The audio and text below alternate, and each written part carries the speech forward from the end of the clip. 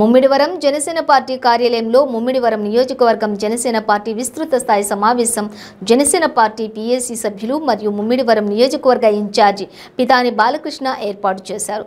అక్రమంగా అరెస్టు చేసిన తెలుగుదేశం పార్టీ జాతీయ అధ్యక్షులు మరియు ప్రతిపక్ష నాయకులు నారా చంద్రబాబు నాయుడు అరెస్టును ఆయన ఖండిస్తూ రాష్ట్ర జనసేన పార్టీ అధ్యక్షులు పవన్ కళ్యాణ్ పిలుపు మేరకు ముమ్మిడివరం నియోజకవర్గ విస్తృత స్థాయి సమావేశాన్ని ఏర్పాటు చేయడం జరిగింది అని ఆయన తెలిపారు. ఈ సమావేశంలో మాజీ ముఖ్యమంత్రి నారా చంద్రబాబు నాయుడు అరెస్టును ఖండిస్తూ రాష్ట్ర జనసేన పార్టీ అధ్యక్షులు ఇచ్చిన పిలుపు మేరకు ముమ్మిడివరం నియోజకవర్గం తెలుగుదేశం పార్టీ చేస్తున్న రిలే నిరాహార దీక్ష శిబిరంలో నిరాహార దీక్ష చేస్తున్న తెలుగుదేశం పార్టీ మాజీ ఎమ్మెల్యే దాట్ల బుచ్చుబాబు, తెలుగుదేశం నాయకులకు పితాని బాలకృష్ణ, జనసేన శ్రేణులు అందరూ కూడా ర్యాలీగా వెళ్లి సంఘీభావం తెలియజేశారు.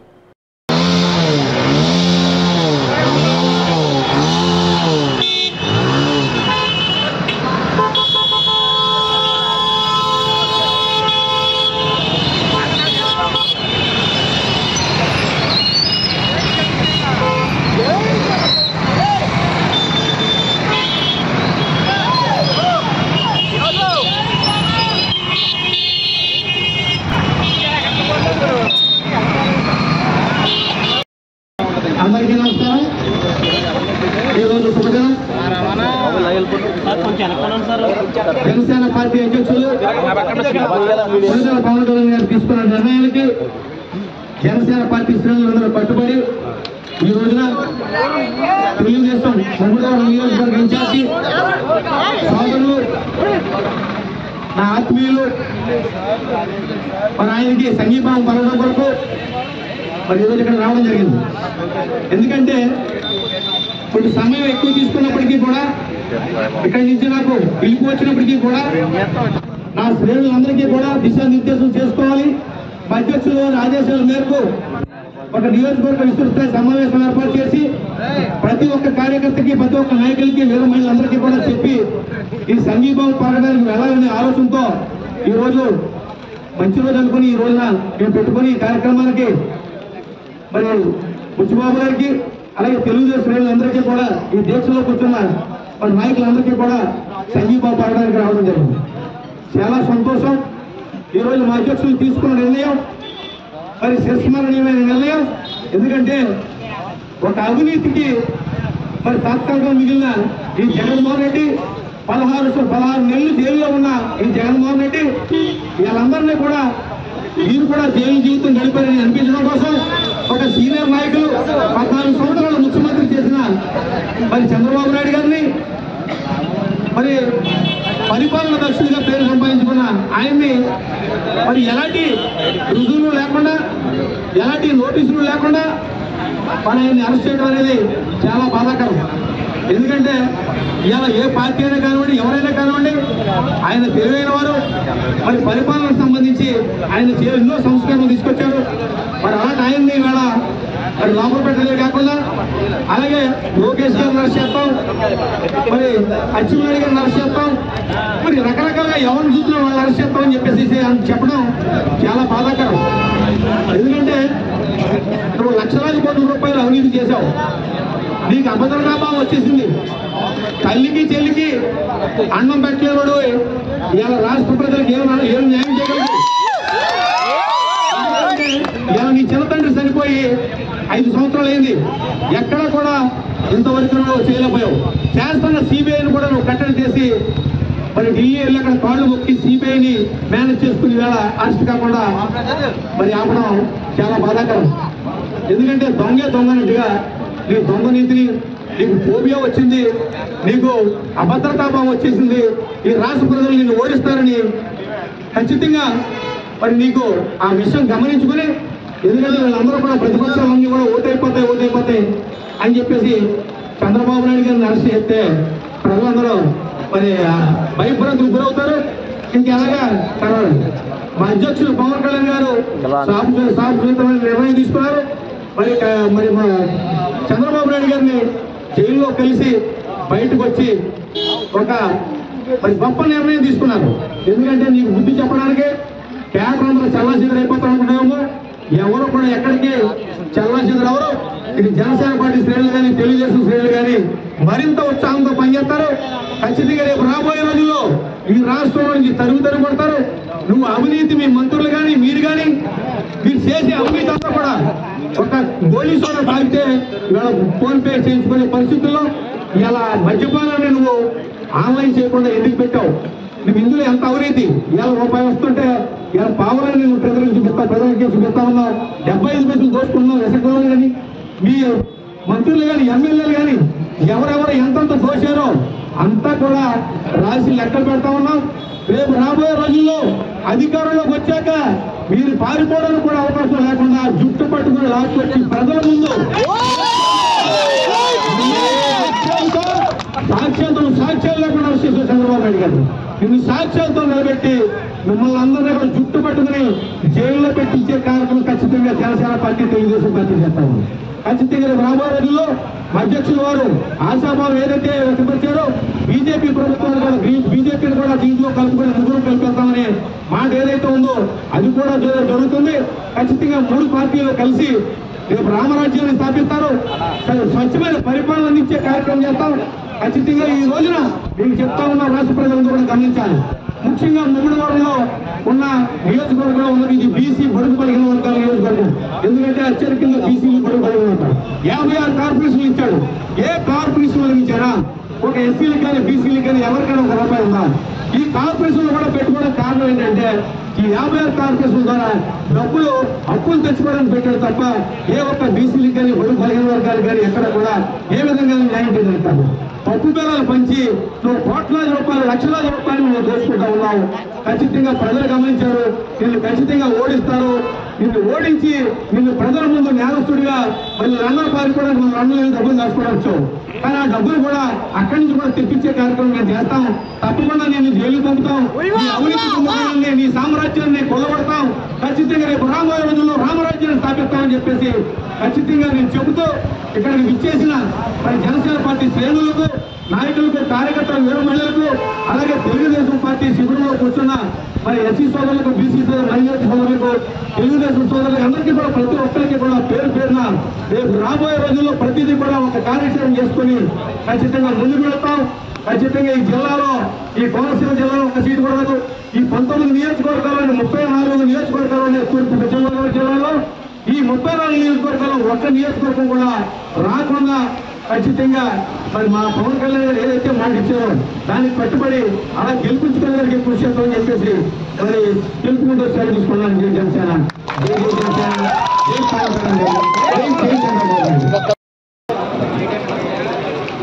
ఈరోజు ఒక శుభదినం. ఎందుకంటే ఈ రాష్ట్ర ప్రభుత్వాన్ని ఈ జగన్మోహన్ రెడ్డి దుష్ట పరిపాలనని అంతమొందించడానికి మన జనసేన పార్టీ అధ్యక్షులు కొణిదెల పవన్ కళ్యాణ్ గారు తీసుకున్న నిర్ణయం అందరూ కూడా స్వాగతిస్తూ ఉన్నారు. అట్టడుగు స్థాయి ప్రజలు కూడా మొదటి నుంచి కూడా మన ఏ గ్రామం వెళ్ళినా కూడా కలిసి వెళ్ళాలి లేకపోతే ఈ రాక్షసుడిని అంతమొందించడం కష్టమని చెప్పేసి అక్కడ మాట్లాడుకుని దయచేసి కలిసి వెళ్ళాలని చెప్పేసి ప్రజలు కోరిక ఏదైతే ఉందో అది మన అధ్యక్షుల వారు మరి మన ప్రకటన ద్వారా అలాగే ప్రకటించడం ఓటే కాకుండా మరి విస్తృత స్థాయి సమావేశం మరి మంగళగిరిలో మరి రాష్ట్రంలో ఉన్న అత్యున్నతమైన కమిటీలందరినీ పిలుచుకొని ఇన్ఛార్జీలు పిలుచుకొని ఆయన మరి అందరికీ కూడా దిశానిర్దేశం చేయడమే కాకుండా మనం ఎందుకు కలిసి వెళ్తున్నాం, ఎందుకు మనం ఇలాగే ప్రకటన చేయవలసి వచ్చింది అనేది కూడా అన్ని వివరంగా చెప్పడం జరిగింది. దరిమిల నేను కూడా ఏదో నలుగురు కలిసి వెళ్ళిపోవడం మరి వెళ్ళడం కరెక్ట్ కాదు. ఎందుకంటే నియోజకవర్గంలో ఉన్న నా పార్టీ నా జనసేన పార్టీ శ్రేణులందరికీ కూడా నా క్యాడర్ అందరికీ కూడా ఈ విషయాన్ని తెలిపి ఇక్కడి నుంచి మీ అందరి ఆశీర్వాదంతో మీ అందరి సంఘీభావంతో మన అందరం కూడా కలిసి వెళ్ళాలని ఉద్దేశించి ఈవేళ ఏదో శుభదినమని ఈ రోజున ఈ కార్యక్రమం పెట్టడం జరిగింది. ఈ కార్యక్రమానికి ఇంత వర్షం వచ్చినప్పటికీ కూడా మరి ఇంతమంది రావడం కూడా చాలా గొప్ప కార్యక్రమం. ఈ జనసేన పార్టీకి ఒక్కదానికే సాధ్యం. ఎందుకంటే ఏ పార్టీకి కూడా ఇంకొక పార్టీ ఏదైనా మీటింగ్ పెడితే ఇందులో సగం జనం కూడా రారు. ఉన్న క్లైమేట్ని బట్టి వాతావరణం బట్టి మరి ఎంత జనం వచ్చి మరి జనసేన పార్టీ శ్రేణులందరూ కూడా ఇక్కడికి విచ్చేసి మరి మీరు ఈ కార్యక్రమానికి జయప్రదం చేసినందుకు ప్రతి ఒక్కరికి కూడా పేరు పేరున మీ అందరికీ కూడా పాదాబంధనం చేస్తా ఉన్నాం. అలాగే ఒక్కటి చెప్తానండి, ఎందుకంటే మన అధ్యక్షుల వారు ఏదైతే నిర్ణయం తీసుకున్నారో ఆ నిర్ణయానికి మనం కట్టుబడి పనిచేయాలి. ఎక్కడన్నా కానీ సోషల్ మీడియాలో కానీ మనం వాళ్ళని క్రియేట్ చేసినట్టుగా కొన్ని ఇబ్బందికరంగా ఎవరిని కూడా ఉద్దేశించి దయచేసి మీరు ఎవరు కూడా పోస్టింగ్లు పెట్టొద్దు. ఎందుకంటే మన అధ్యక్షుడు చెప్పిందే మనకు శిరోధాన్యం. ఆయన ఏం చెప్తే అది మనం చేయటమే. అందుకని ఆ మీటింగ్ అయిన తర్వాతే మిమ్మల్ని అందరినీ కూడా పిలిచి మీ సంఘీభావం అలాగే ఆయన చెప్పిన మాటలు చెప్పాలని మీ అందరికీ కూడా చెప్పాం. తప్పకుండా రేపు రాబోయే రోజుల్లో ఈ రాష్ట్ర ప్రభుత్వాన్ని, ఈ నియంత్రిత ప్రభుత్వాన్ని మరి ఏదో సంక్షేమ కార్యక్రమాల పప్పు బిళ్ళలు పంచుతూ ఈ రాష్ట్రాన్ని దోచుకుంటున్న ఈ జగన్మోహన్ రెడ్డి పరిపాలనని మరి పూర్తిగా మరి ఈ రాష్ట్రాల నుంచే కదా దేశాన్ని నుంచి తరుపుకుంటారు. ఎందుకంటే అతను చేసే కార్యక్రమాలు ఏవైతే ఉన్నాయో అదంతా కూడా దుర్మార్గ కార్యక్రమాలు. ఇదిగో నిన్న కేబినెట్ మీటింగ్లో ఏదో కొన్ని వరాలు ఇచ్చాడు. ఎందుకంటే అంత శుభ్రంగా మరి చెత్త కొట్టేసి సాయంత్రం కొట్లిప్పేసి మనకి ఏదో భోజనం పెట్టినట్టుగా ప్రజలందరూ కూడా గమనిస్తూ ఉన్నారు. అలాగే ఉద్యోగస్తులు కానివ్వండి, అలాగే ప్రతి ఒక్కరు కూడా ఈవేళ మరి గమనిస్తూ ఉన్నారు. ప్రతిదీ కూడా ఈ జగన్మోహన్ రెడ్డి మీద కుతంత్రం, అలాగే ఒక సీనియర్ నాయకులు 14 సంవత్సరాలు మరి ముఖ్యమంత్రిగా పనిచేసి 14 సంవత్సరాల ప్రతిపక్ష నాయకుడిగా ఉన్నాడు. ఇతను ఒక ఆర్థిక నేరగాడు. జగన్మోహన్ రెడ్డి అంటే ఒక ఆర్థిక నేరగాడు. 16 నెలలు జైల్లో ఉన్నాడు అతను. మరి లక్షల కోట్ల రూపాయలు దోసుకున్నాడు. అలాంటి దోసుకున్న వ్యక్తి ఇలా బయట దొరుకుతున్నాడు. అలా చిన్నతండ్రి చనిపోయి ఇలా 5 సంవత్సరాలు అవుతుంది. ఇంతవరకు అరెస్ట్ లేదు, ఏం లేదు. మరి ఎన్నో రకాలుగా మరి అక్కడ కేంద్ర ప్రభుత్వం దగ్గరికి కాళ్ళు పట్టుకుని సిబిఐని మేనేజ్ చేసుకుని అరెస్ట్ కాకుండా ఈవేళ ప్రయత్నం చేస్తా ఉన్నాడు అతను. మరి అతనే చంపించాడు. ఇవాళ జగన్మోహన్ రెడ్డి ఇంటి ఒకే చూపిస్తున్నాయి. ప్రతి ఏళ్ళు కూడా ప్రతి ఒక్కరు చూపు కూడా ఇలా జగన్మోహన్ రెడ్డి ఇంటి వైపు చూపిస్తున్నాయి. వాళ్ళు చిన్నాన్ని చనిపోయిన దాంట్లో ఇలా తల్లికి చెల్లికి కూడా న్యాయం చేయలేనుడు. ఇప్పుడు చూడండి, కేసీఆర్ గారు మరి అతని బిడ్డకే ఇచ్చాడు, అతని మేనల్లుడికి ఇచ్చాడు, కొడుకు పదవి ఇచ్చాడు. అభద్రతా భావం. ఇతను నేను చూసుకుని ఇతనే మరి భయపడిపోతాడు అనమాట. ఫోబియా అంటారు చూసారా, ఫోబియా అని అతనికి. అంటే అది కుక్కలు ఉంటాయి. ఈ కుక్కలు ఏంటంటే నీరుని చూసి కూడా భయపడిపోతూ ఉంటాయి. అతను నేను చూసి అతను భయపడి ఈ ముఖ్యమంత్రి కనీసం తల్లికి చెల్లికి న్యాయం చేయలేని ముఖ్యమంత్రి రాష్ట్ర ప్రజలకు ఏమి న్యాయం చేస్తాడో మీరు అందరూ అర్థం చేసుకోండి. గ్రామ స్థాయిలో మనం అందరం కూడా మన పార్టీలు కానీ మన పార్టీ విధానాలు కానివ్వండి ఇవన్నీ కూడా తీసుకెళ్ళాలి. రాబోయే రోజుల్లో మనం పూర్తిగా ప్రజల్లో ఉండబోతున్నాం.